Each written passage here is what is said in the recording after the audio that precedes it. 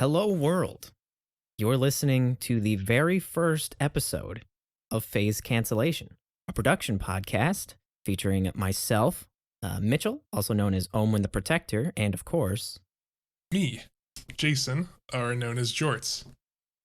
Jorts. So this whole thing sort of started our beautiful music production discussion relationship thing at a radio interview done on WAHS in summer of 2017. I came into the studio on invitation from you because I had just announced that I was releasing my debut album, and I came in and got to have a discussion with you. What was that like? It was exciting and a little nerve-wracking at that time. Up to that point, I was like the only person who actually produced in my kind of local circle, or even farther than that. I didn't know anyone else who actually like made music. But when I saw that you had a new album up and coming and everyone was like talking about it because like your name had already kind of been around the radio, people knew about you previously from the years that kind of preceded me.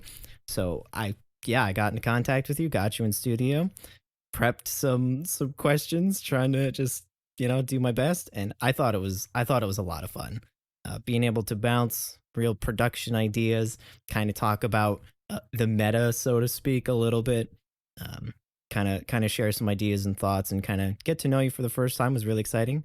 So I'm really happy to be able to have a more official podcast where we can do it a bit more regularly and really kind of get into some topics. I think this will be very exciting. Yeah, I think that first interview went pretty much the best that it possibly could have. Like, I don't know how long you had originally planned it to be, but we ended up talking for almost 2 hours.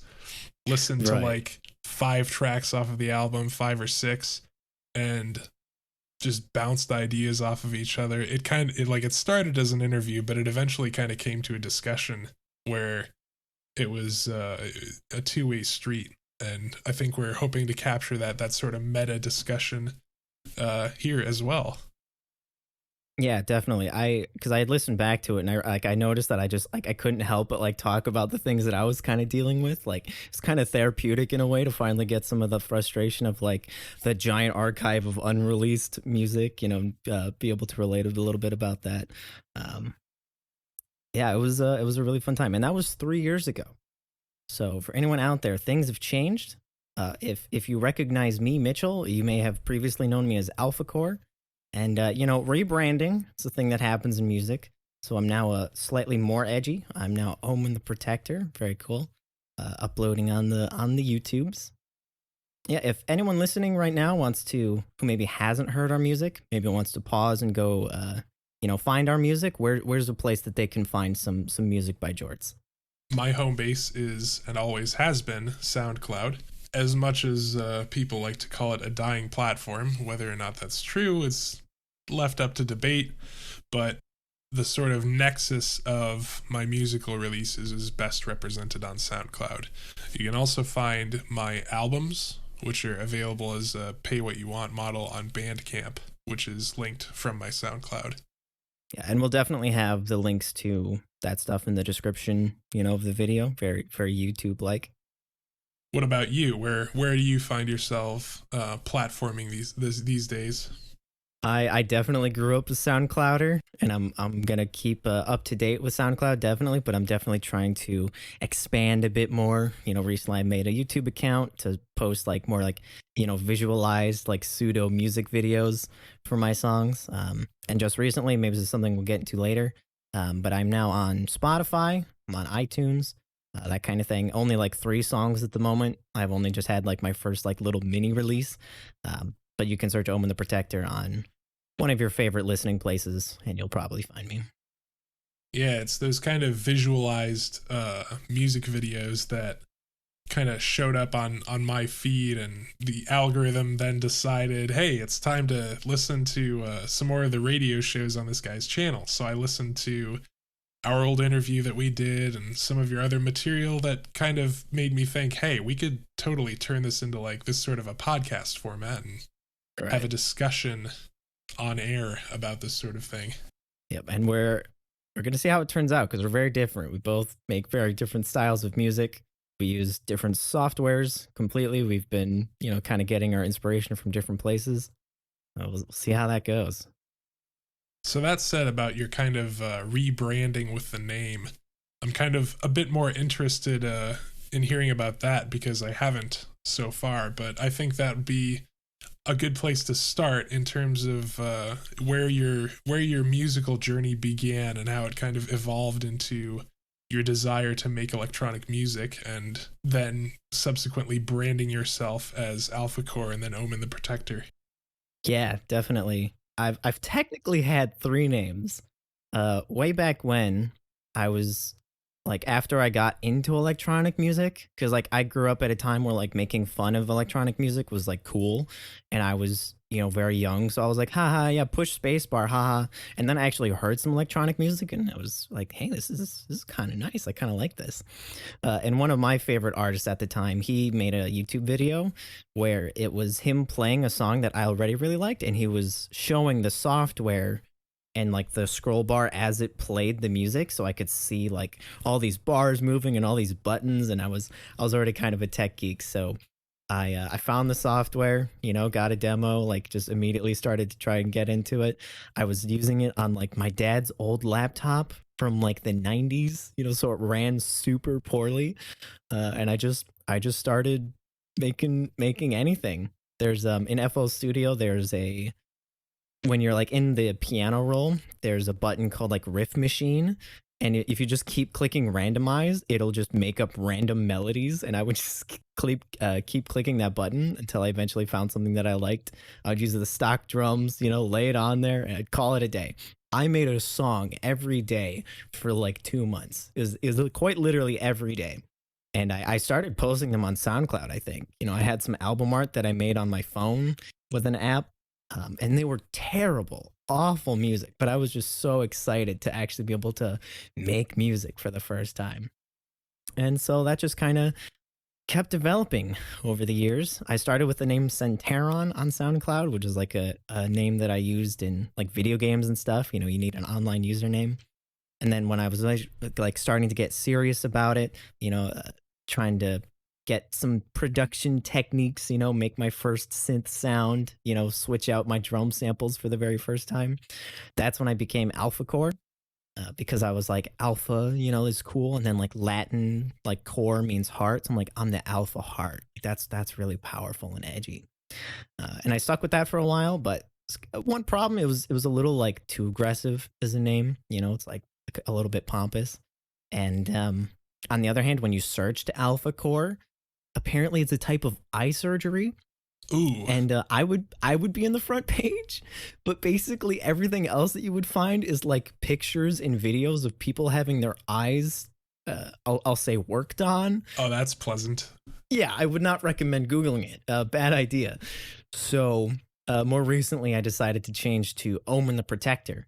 One day I was like super phased out. I was going on like an imaginary journey, and I met some characters. It was this really weird. I was like half asleep. My brain was just doing what brains do sometimes. In the Twilight Zone. Yeah, exactly. And it was kind of this like Ohm is like kind of like the darker bad guy, and the Protector's like the cooler good guy. Because at the time when I was Alpha Core, like the bad guy in the lore was Ohm, which is he shortened it for Omega. Thought that was very good. Again, super edgy, very teenagerish.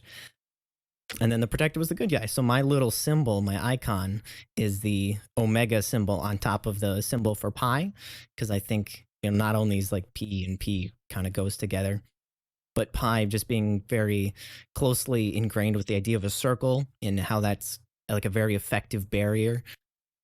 Kind of one of the more like literally strong shapes that you can have.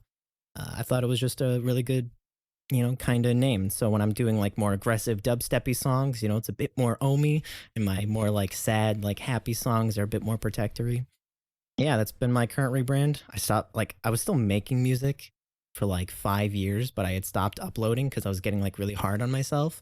And I've taken that time to like just try and get better at mixing, just work on the mastering, get it to a more approachable level, because my old music was really creative, but it was mixed terribly.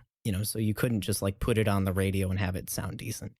So that's what I've been working on. I'm making my comeback. I think it sounds decent. The songs are lacking a little bit of that childhood creativity, but we're getting there. We're getting there. Very, very creative invention of an avatar for your music. And I think you're setting yourself up really nicely for a concept album in the near future. Yeah, I think so. I think, and like, I know it's going to be like slightly difficult because already we have like Jorts, Ohm, and the Protector. Like, it sounds like three people, so there's going to be just some issues there. But I mean, I know a lot of artists have already done that kind of like one and another type thing. And I think because whenever I've made music, I've always made a very wide variety. And I really want to try and represent that meaningfully. Yep. And in comparison, my origin story is a lot less exciting. I don't think that's true. I'm just very grandiose when I'm talking about my musical stories. Yeah, well, that's interesting to hear about, because when we did the radio interview, it was still kind of one-sided in terms of you asking me about my origin story, but I didn't really get to hear yours, so glad we got to do that. But now it's my turn, I suppose. So just to recap, my introduction to music production and my introduction to electronic music were kind of happening in parallel, and then kind of met in the middle to start the whole music production thing.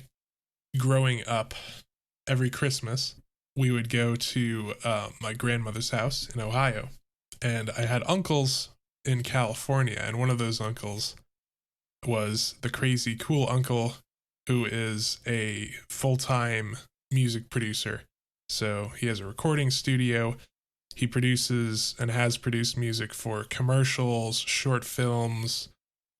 He's recorded independent artists, all sort of stuff like that, right? And he would bring like his laptop and his M-Box and run like, Pro Tools and Logic on his laptop and work on work, because for him that was like the 9 to 5. And watching him do that sort of stuff, again, similar to you, I was kind of attracted to the pretty lights and the flashy screens. So I would start to learn a bit about that from him, but not necessarily in an electronic music context, just in general. Following that, and kind of going at the same time as that, I would begin hearing electronic music in like the late how do you say, like you can't say the late 2000s, because that would imply like the end of the millennia. I think the British call it the noughties, because naught is zero. So we'll go with that. Oh, okay. In the late noughties and early 2010s, electronic music started becoming more prevalent. You would hear like trance music in the backgrounds of like, I don't know, funny video compilations, and you would hear like Skrillex and other DJs kind of at the forefront of like the EDM scene. And that sort of exposure, combined with my exposure to music production, led to a point where I started experimenting with making electronic music. And like a perfect storm, at the same time that I started doing it, a friend from high school started doing sort of the same thing.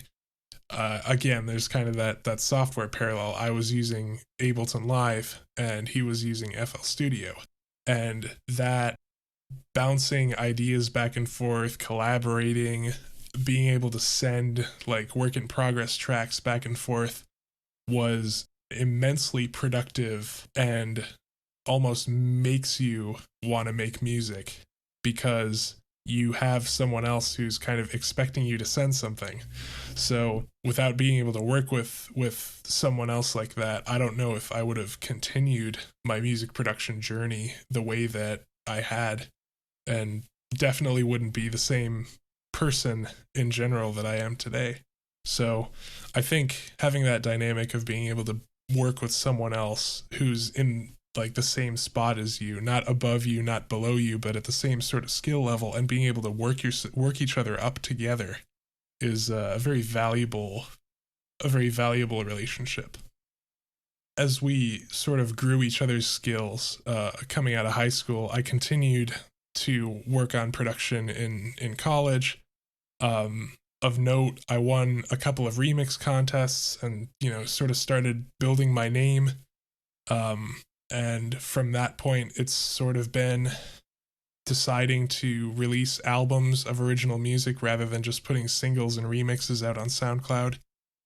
Earlier, I almost found it to be easier to do remixes because the sort of song structure and chord progression and melody were already there, whereas nowadays I almost have more trouble remixing than I do coming up with original music, because the creativity that I now can kind of dig and get from deep down is a lot more than what it used to be, just from on account of doing it for so long.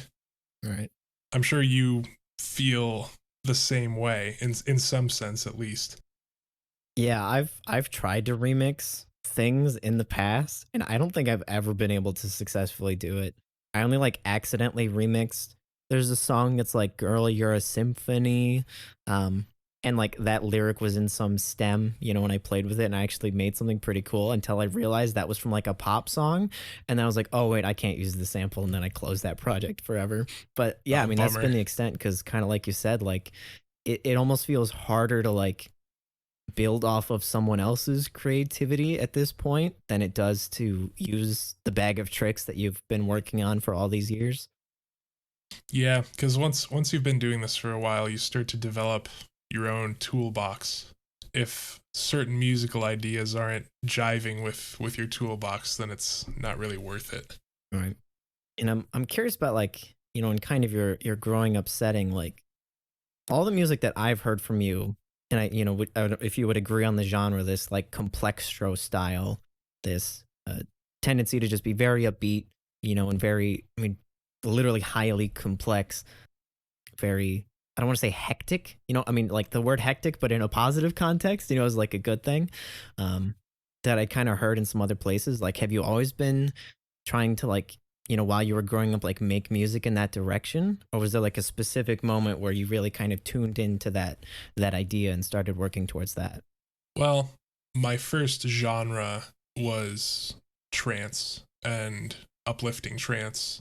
Nowadays, I almost find it boring, but that was my thing. I liked the sort of big wall of sound, melodic and harmonic content that kind of came along with it.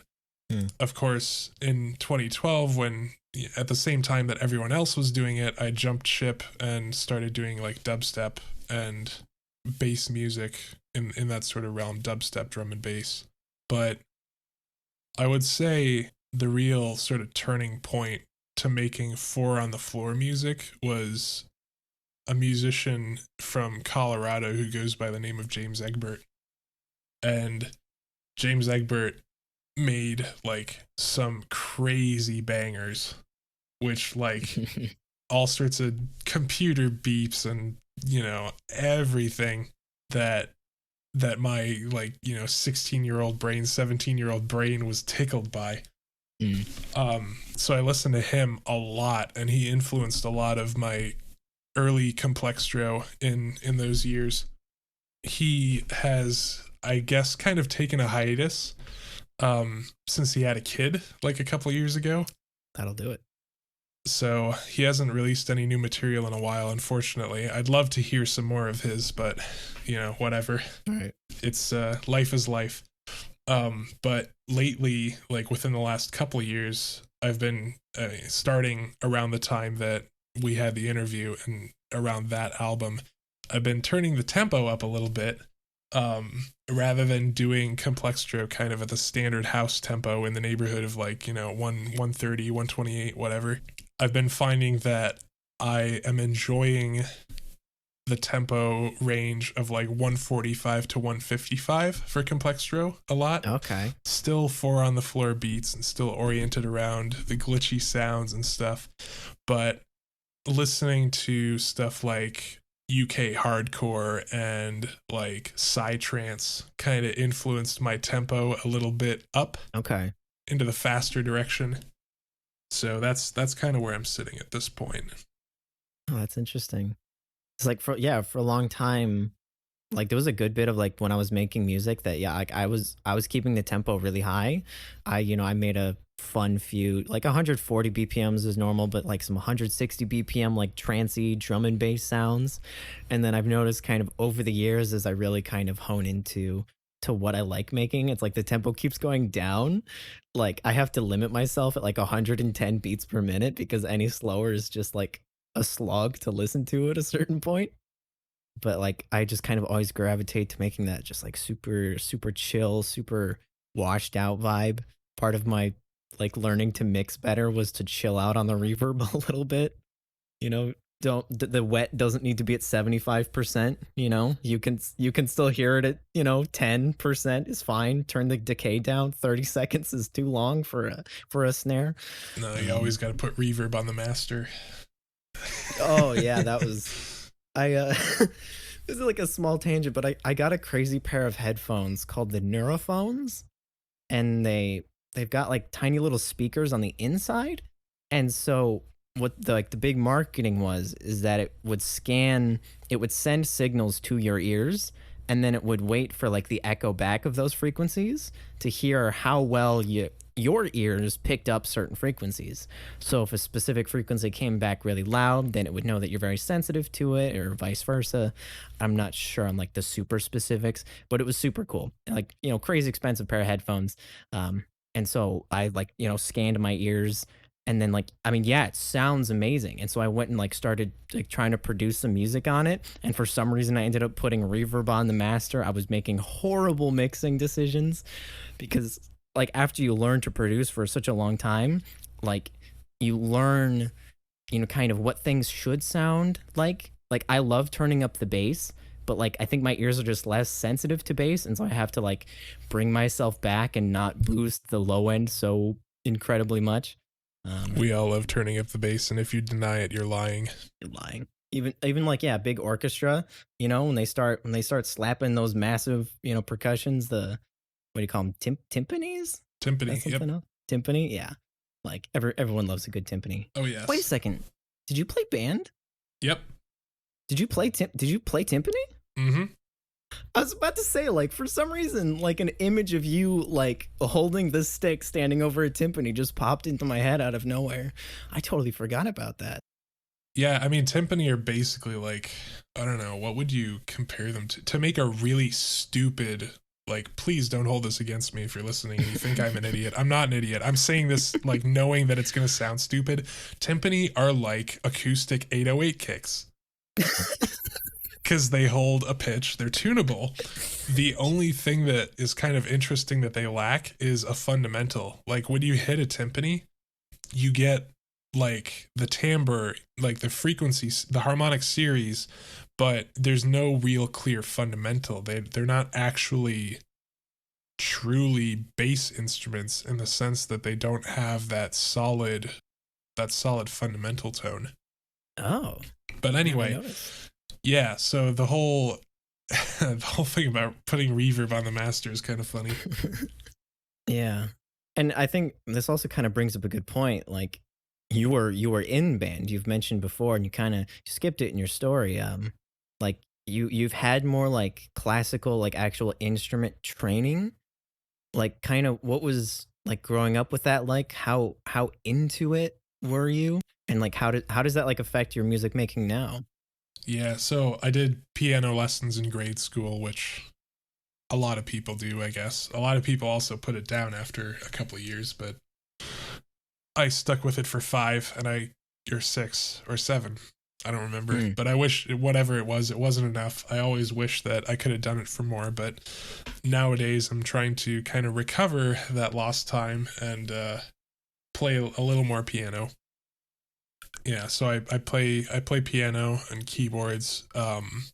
In 2016, I picked up classical guitar, which is essentially an acoustic guitar with nylon strings that you play with your fingers. And after that, I picked up electric bass, which I love. And then after that, I picked up electric guitar, which while similar to classical guitar in the sense that they're tuned the same, and the strings are all the same, it's very, it's a different style of Hmm. playing. So yeah, I'm an IRL musician. Yeah, and it's because I also had like the grade school piano lessons, and I did it for like maybe a month. And kind of like you, wishing back, like, or looking back, I wish I was like more into it at the time. But that was also kind of what opened my eyes to realizing that I wanted to make music. Was because when I was trying to play a physical keyboard, I was getting frustrated, like trying to read the notes and like get my fingers to move and hit the right keys at the right time. And my mom would, because my mom also plays piano, so she was trying to tell me like you gotta like angle your fingers as a certain way and like tap it lightly. And I'm like, what do you mean tap it lightly? I'm just gonna hit the note. Like the physicality of actually trying to play an instrument was really tough for me at that time, but like I still loved hearing the sound of a piano. Like I would just go by myself and just like hit notes, and I would savor the moments when notes I were hitting happened to be like a nice chord. I didn't even know what a chord was, but when I hit certain notes together, I thought it sounded really cool. And so that kind of was a lot of my inspiration for jumping into a software and making notes, because I was like, okay, I lack the proficiency to play piano, but I can program something to play piano for me, and while mildly less impressive, it's kind of turned into a whole genre. Harness the power of the Yeah, computer. they're incredible beasts. They are. Yeah, that's for sure. Yeah, but then you start getting into VSTs and all the samples, and you got to start mixing and all the plugins, and then things get super overwhelming super fast. That's why, like, in a weird way It of becomes like, as much an art as it does a science, yeah, because now you have like almost engineering aspects of mixing and programming synthesis and all sorts of stuff like that. yeah. And so, like, you going to college for this kind of engineering and computer science, that was something we talked about on the interview, and how you would even try at one point to like actually try making a VST and messing around with that a little bit, and whether or not that actually panned out. I think it, in some ways, it still just kind of shows like in your music the incredible like technical nature of that high intensity music that you make. It feels like homage to computers in a way. I guess that sounds kind of ridiculous, but it feels like kind of what you were going to school for and what you're doing now still kind of matches up with your style of music. Yeah, well, one of my observations when kind of going on this music production journey is that like there are bands of like human musicians who try their hardest to play in time perfectly with each other and not make any mistakes. So humans are trying to play almost like computers. Mm. And then you have computer musicians who try to humanize, which is like kind of a weird word to use, but they try to humanize their beats. They do like the Dilla beat, and Right. you randomize velocity and volume and pitch and all that sort of stuff, and it's kind of interesting. The humans are trying to mimic the computers, but the computers are trying to mimic the humans. Right. I Yeah. decided that if I'm going to make computer music, I want to make computer music which no human could possibly replicate in real time.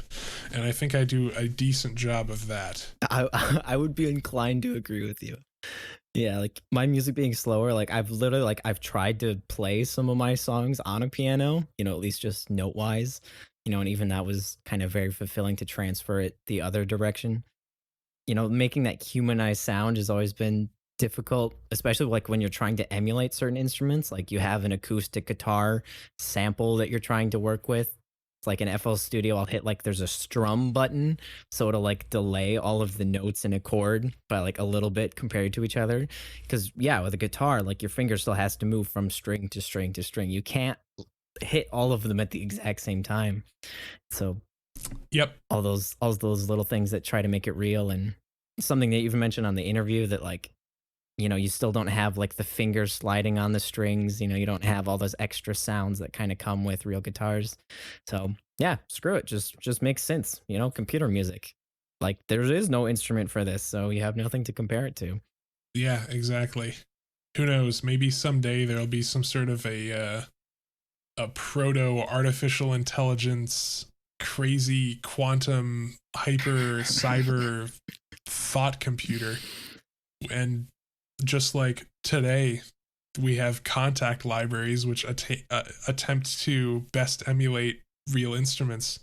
We'll have these crazy constructs which try their best to emulate electronic music of today. Right. I mean, that's it just keeps getting meta. like, have you seen any of the videos on YouTube? Like, there's certain, like, the machine learning programs out there that can do a whole variety of things. Like, people will feed like 50,000 hours of electronic music into a machine, and then they'll prime it with like a couple seconds of a Skrillex song. And then the neural network tries to like finish the song for like another 30 seconds.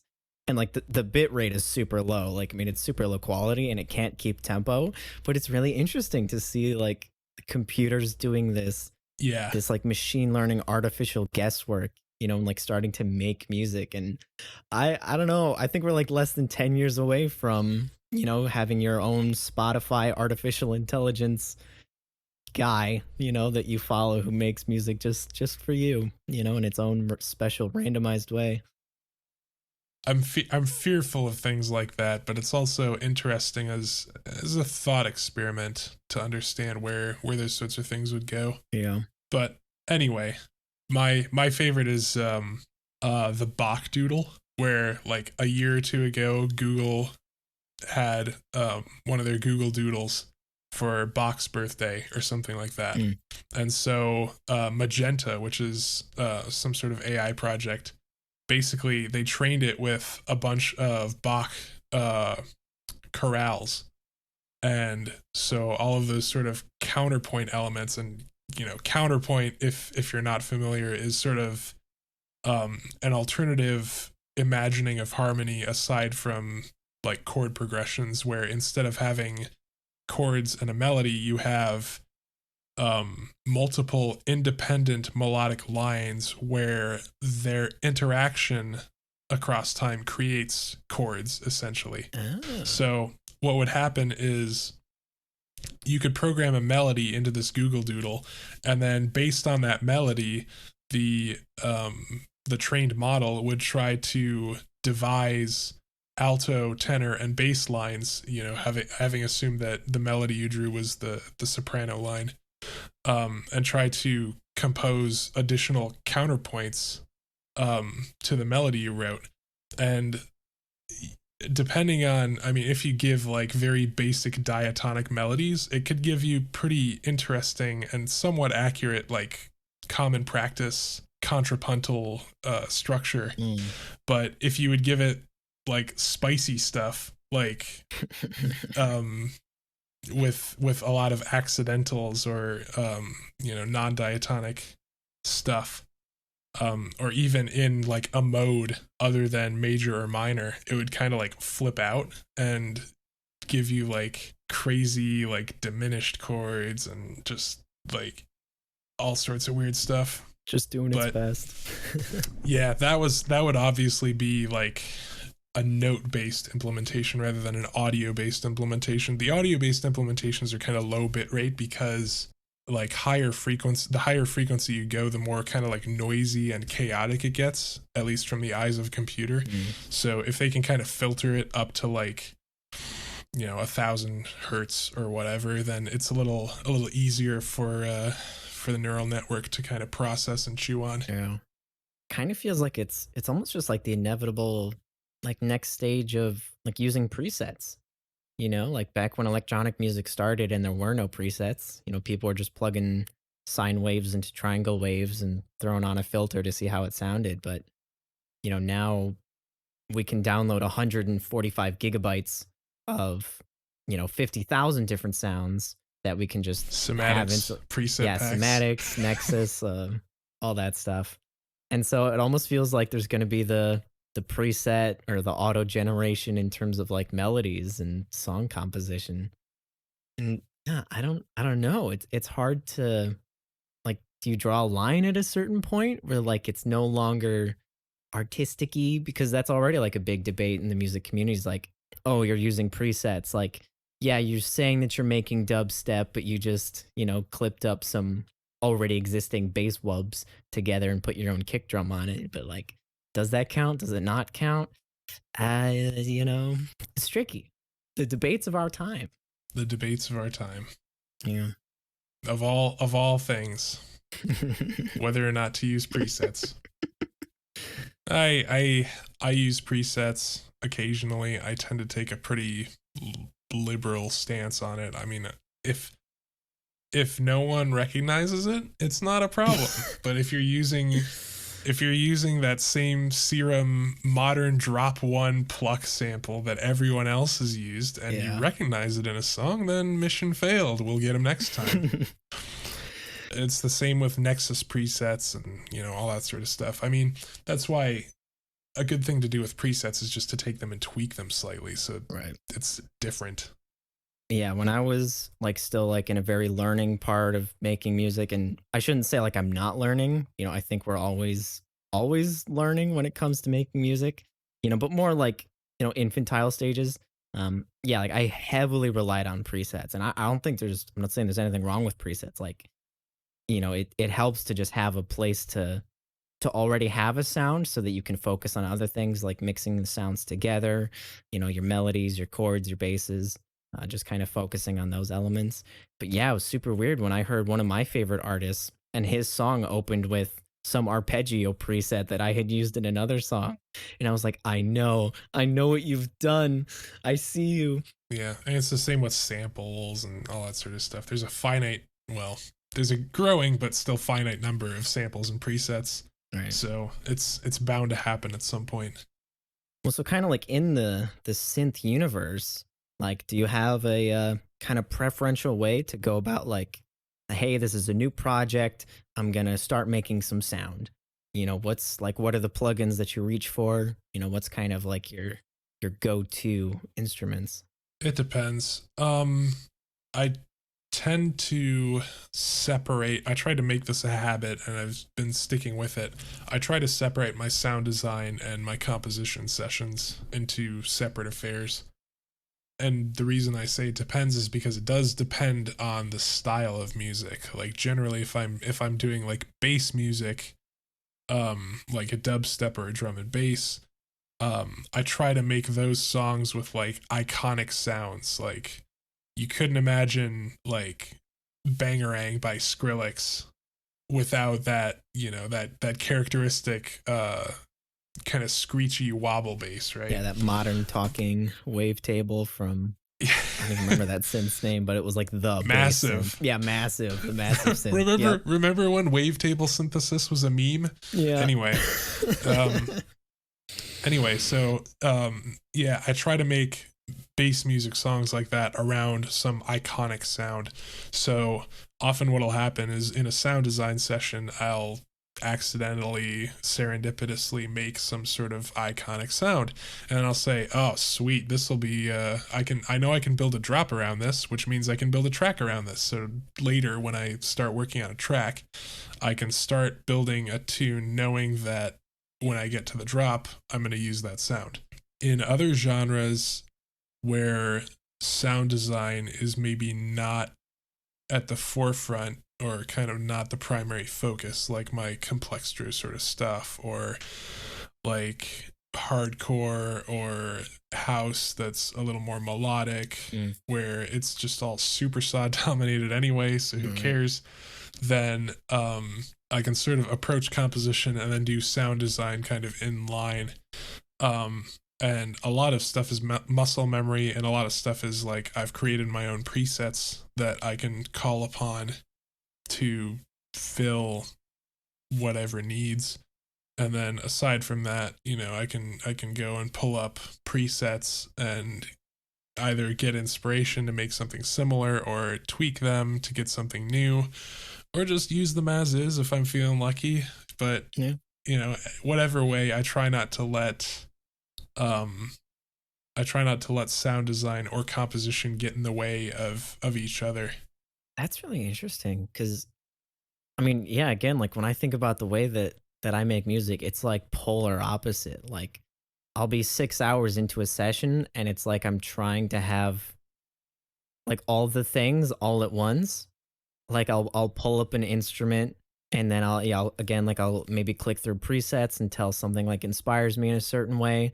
Then I'll jump over to the piano roll and like start composing some melodies, maybe some chords, depending on what the sound is. Then I'll jump back to the sound, tweak it, maybe click a different preset.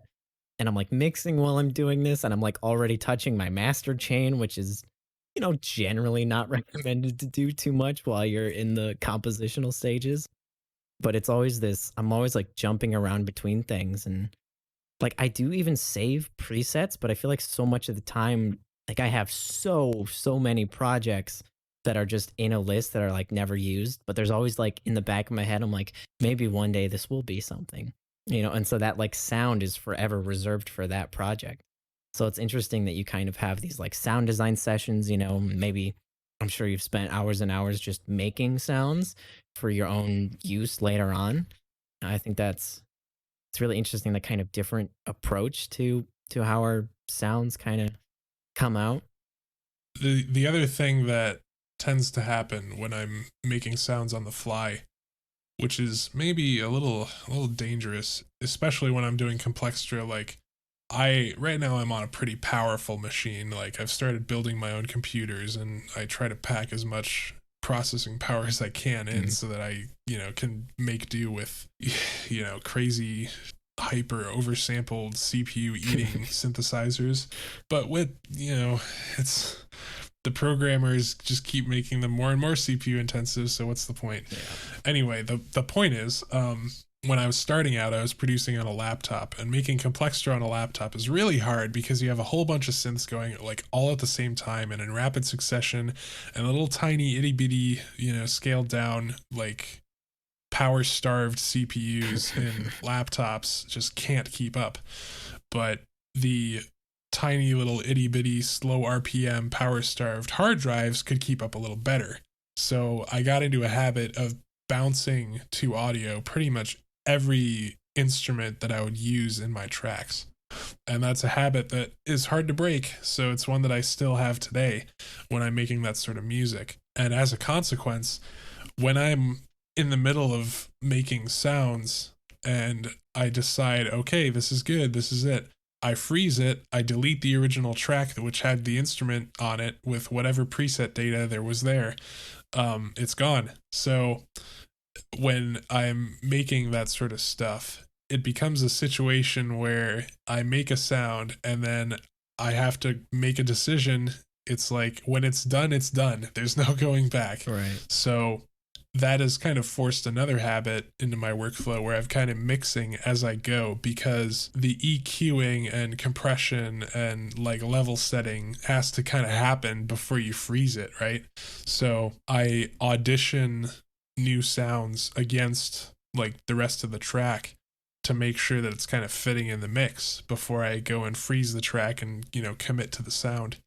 It's kind of made my workflow frighteningly efficient, where you watch other people doing like project walkthroughs, and they've got like upwards of 100 tracks going. Like, most of my songs fit within like the span of 20 or 30 instrument and audio tracks, mostly audio tracks because it's all bounced to audio. Mm.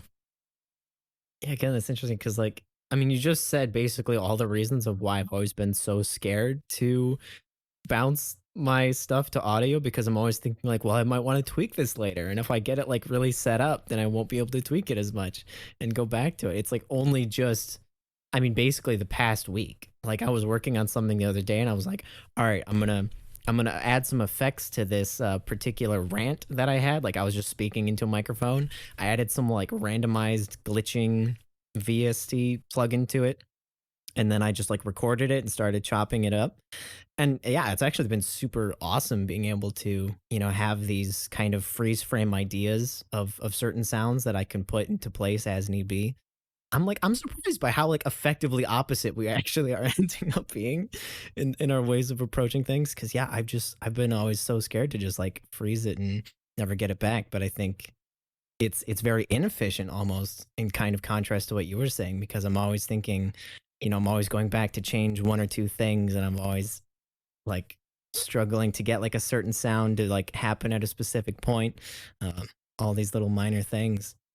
Well, the devil's in the details. I Yeah. mean, the approach needs to serve the end goal, and if the end goal is to promote efficiency in terms of computing resources, then one clearly wins. But if your workflow is different because that's the way you'd like it to be, and that's a better way for you to approach it, then there's no reason not to do it. Like I said, it stems from a habit working on poor computing resources, and it kind of sticks around to this day. And it's rare, but it does happen that I've bounced a sound and I decide that it doesn't work anymore. And what I do is I just delete it and start over from the beginning. Mm. With the knowledge that I have, it's not too big of a deal because it's easy to kind of come back with a similar sound. Like my sound design chops are to a point where I can kind of get away with it. But there's something certainly nice about being able to tweak knobs and still go back to different sounds and change them. And if I was to do my sort of thing where I'm committing things in like a progressive house track or a trance track where you have instruments which are playing like for the full 5-7 minutes of the tune, and you decide, oh, I don't like that anymore, well then your cost is very, very high Yeah. if you have already, hard committed to a bounce. Yeah, and that's true. I mean, one of the things that I learned like in my more recent music, I had a song a while ago that I thought was super dope. And one of the comments was, this is a bit repetitive. And so I looked at the song and I realized, like, once I started playing a certain instrument, I literally never stopped playing it until the song was over. Like, it was still playing during like the fade out of the outro. And then I realized, oh, I need to stop playing things for literally the entire song. But yeah, in general, my instruments do kind of take up like a massive like space between the entire song. Like I'll end up with very few instruments. And I think like how you were saying your solution to low CPU power was to render it. My solution was to just try to get away with using as little instruments as possible. Because once I added one too many VSTs, then it starts getting all staticky and clippy, and the CPU runovers it gets messy. So I think that's interesting. Like those kind of early habits to save on power kind of really had an effect on how we still make music to this day. Yeah, definitely. Still, original question, like go-to plugin. Like if you are gonna make a bass sound, what do you make it in? Bass sounds, I tend to like Serum. Still a Serum guy. Mm. I do have an analog synth, or a virtual analog synth to correct myself. It's outboard gear, like a keyboard. Sometimes if the need is right, I like to make bass sounds on that. Okay. One thing that I did lately is the video game Doom that came out in 2016 featured an Australian gentleman named Mick Gordon as the composer. And I don't know if you've played the game or heard the soundtrack at all. Yeah, I've heard a bit of the soundtrack. Yeah. Yeah, but basically what he did is they told him no guitars, and so he started developing an electronic instrument that basically would combine like just a sine wave with which he would change the amplitude and pitch only, and then feed it into like this crazy array of outboard like pedals and compressors and stuff like that. And he kind of outlined this in a GDC talk, which a lot of people have seen. It's pretty popular. What I tried is kind of recreating it by using sine waves on my outboard synthesizer, which has like a built-in simple distortion module, taking that out, running it into my guitar pedal board through like a fuzz pedal, a compressor, an overdrive, and then like a chorus and a phaser, and getting kind of neat results. So the outboard gear is kind of more, it's better for experimentation, since the plugins in the software tend to work better if you know what you're going towards. Okay. You can do the same thing with the outboard gear, but with the outboard gear, I think there's a little more of a overhead to the workflow, just on the fact that you're not working entirely within the computer anymore. But it's still fun. It's fun to experiment every now and again. Yeah, no doubt. I wonder, like, with those, either whether it's in the DAW or it's on the outboard gear, like, so many devices and synths have effects, like, already kind of laid into them. like say Serum, you can already add reverb, you can do compression, you could add chorus effects, whatever it is, inside the VST. Do you tend to like make use of the actual effects inside like the software or certain thing itself, or do you use other software that you kind of apply afterwards? Like say you've got a reverb plugin that you'll apply afterwards to a sound.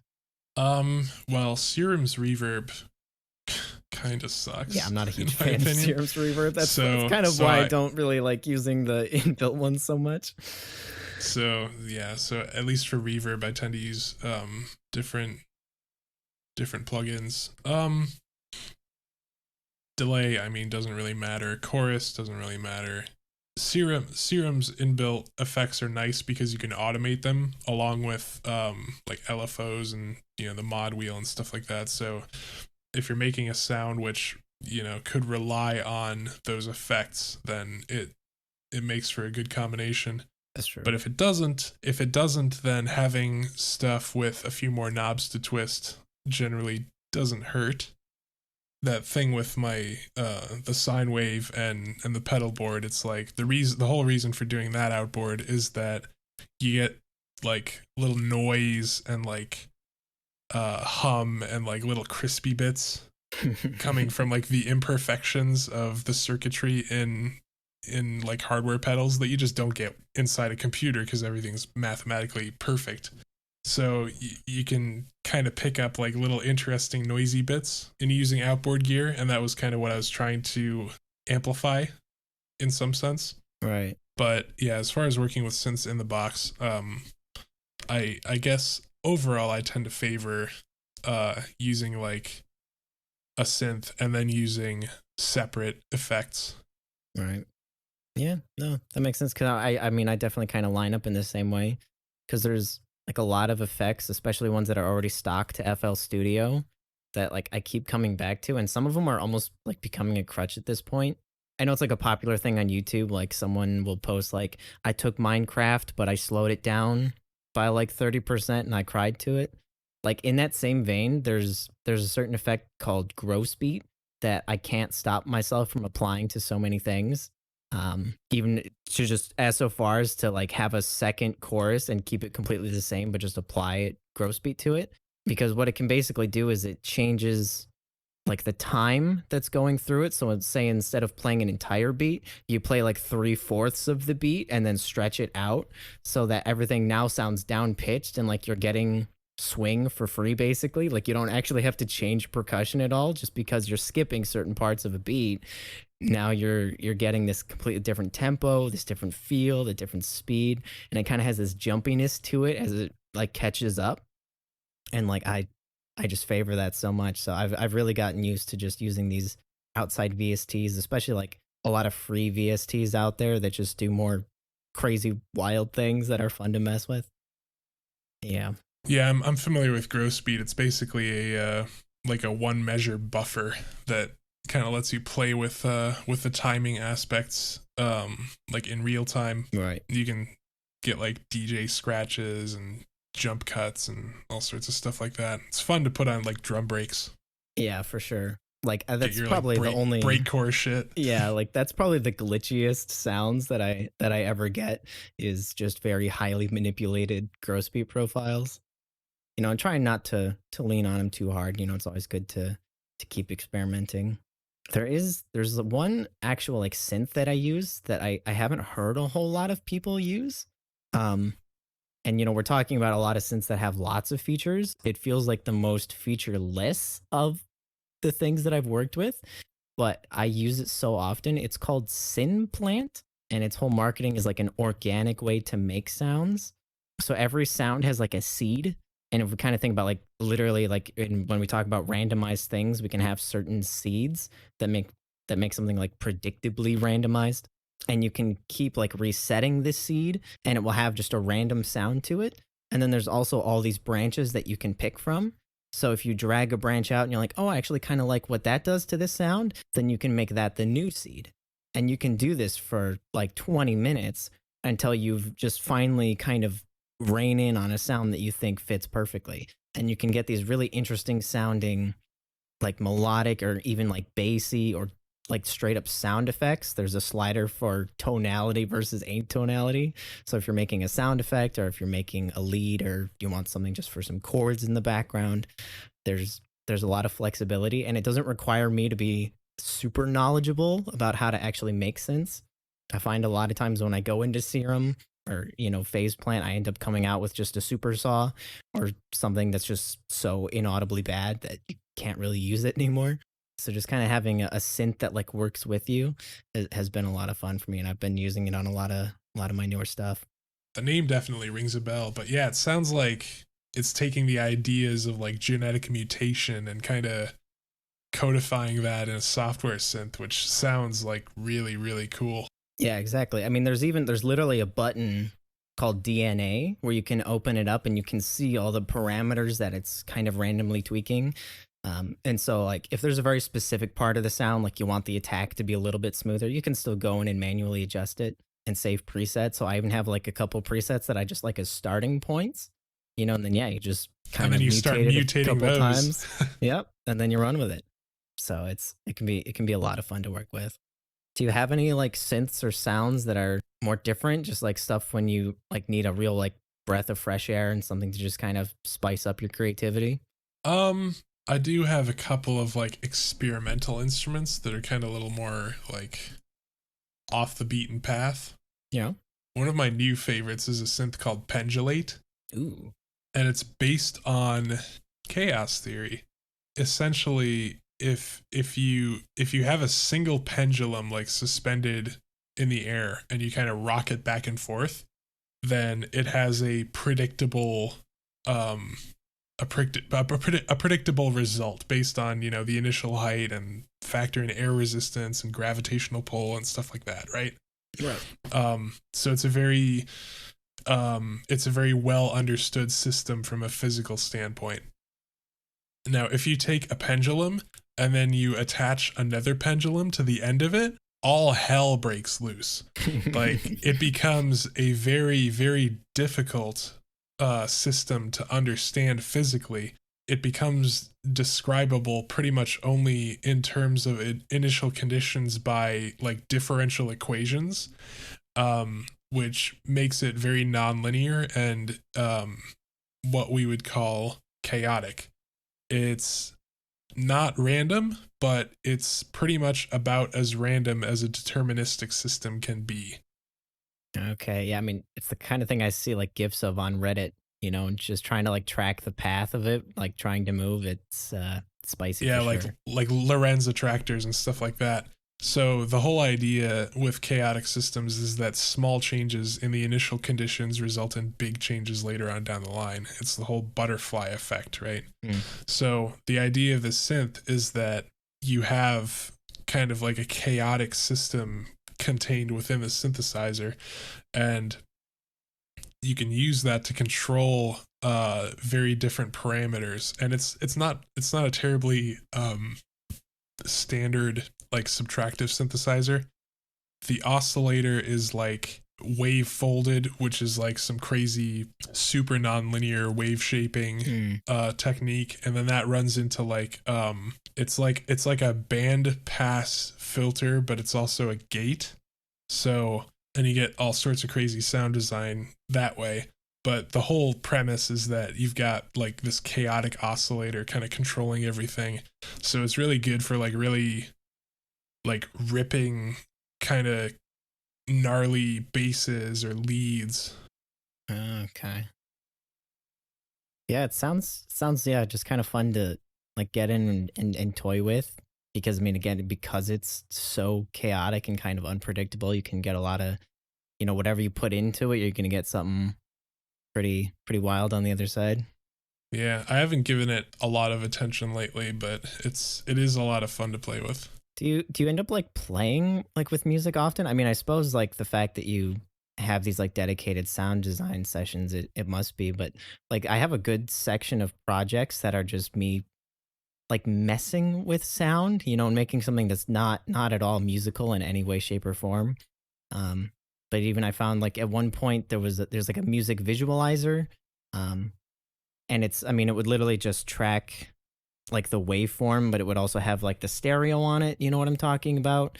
It's got all those dots that kind of move back and forth, like left or right, based on the audio that's going into it. Either way, when you got like to like crazy low frequency sine waves, like specific shapes would come up in the visualizer and it would form a cube, you know, and then if you like slowly started to pitch it up, it would turn into a diamond. It's just super weird stuff. I had no idea what the math behind it was, but it was fun to just kind of mess around with and have a project file of. Yeah, I don't remember what it's called, but I do know what you're talking about. Yeah, it's using like almost like a three-dimensional oscilloscope to sort of portray shapes. Yeah. Yeah, it's there's all sorts of cool stuff like that, definitely. Yeah. All right, well, we've certainly hit on some very interesting discussion topics today. I know I've learned a lot more about Ohm the Protector, and not only your origin story, but your workflow and kind of how we approach things differently. So I think this contrast between us is going to make for some interesting discussions in the future. Yeah, I'm definitely excited to see where this goes. I think I'll learn a lot, you know, and it seems like you've definitely got some good production habits, you know, really being able to get some music out there. So yeah, I think it'll be interesting going forward. Well, that said, I am Jorts. Thank you for listening to the Phase Cancellation podcast. Look forward to more in the near future. Absolutely. I am Omen the Protector, and don't be shy. You can hit one of the links in the description to see some of our music and see how we're currently doing. Maybe give us some feedback. Till next time, we'll see you around. Have a nice day.